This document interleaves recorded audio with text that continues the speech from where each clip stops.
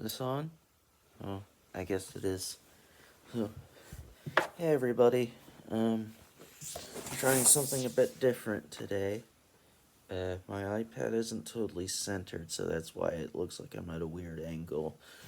But I promised today to read one of my old stories. It's taken me way longer than necessary because I was trying to pick one.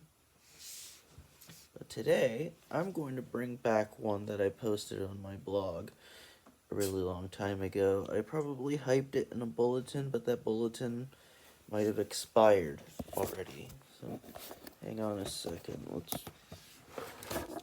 do this. For whatever reason, I cannot find a good angle. Alright, so let's do this. Like the winter sunset, based on a prompt that says, write about the most beautiful smile you've ever seen. And let me blow up the text so I can read it better. Okay. Alright. So, we met up for coffee at Roslyn Square. The Bean Gourd was her favorite shop, and so there was no better choice than there. She ordered a peppermint latte, and I ordered an almond mocha. It tastes like a candy cane, she said, by way of explanation when I asked. She had an adorable giggle, like an icicle striking a silver bell, capped off with a little bite of her lower lip. It was worthy of an oil painting to be hung on the wall of a museum or a private collector somewhere in a glittering city. Trust me when I say that it makes more sense in context. I drew the comparison, and it fits because she works as an art dealer. And as I am a poet and a creative writing teacher at the local community college, it's my job to play with words. I am her canvas, and she is my muse, if you will. Today was a frosty day in the transition between seasons. Fall was turning to winter, and the days grew darker sooner. Yesterday had been a shivery one, full of freezing rain and slushy sleet, as if the weather couldn't make up its mind whether or not to actually snow. But the end of November was still too early for that. So, how's the writing game? She asked me. Anything published yet? She knew the answer to that one. Neither of us was exactly a starving artist, but there was no question I made more money from my teaching than from my verses. No, but I've got a collection coming out on New Year's, I replied. It had taken 3 months and $2,000, a full semester's worth of salary. It's like they say, an engagement ring should be 3 months' worth of pay, and from a certain point of view, a book of poetry, too. What's it called? She said, breathless with anticipation. Silver Hill, I said, and I mentally kicked myself. No, that wasn't it. It's actually like a winter sunset. Silver Hill's the name of the first poem in it. Her face fell a little bit at that correction. This coffee date was a bad idea. It was starting to fall apart. Did she think that as well, or was I just overreacting? She looked like she was in the midst of the act of mentally undressing someone, and she was looking at me.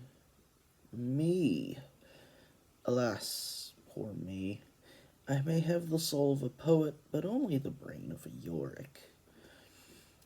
She continued to study me, leaning in so that the top of her head was tilted towards me. Her smoke-gray beanie slid off her flaxen hair. I caught a whiff of petrichor, the smell of rain. From behind us came a sudden rattle, but it was only the sound of the wind in the trees and rustling the leaves. Talk about an awkward silence. Then she smiled, and all my anxiety melted away. Her little chattering teeth bobbled like icebergs as she laughed. Her eyes shimmered like chips of jade. Her nose, the one she hated because she thought it was too big, that bounced up and down, too. In all honesty, I adored her nose. She might have thought it was too big, like her jutting ears, but to me it just meant she would turn out to be wealthy and powerful. or in a less avaricious sense, you'd be blessed with a lot of good fortune.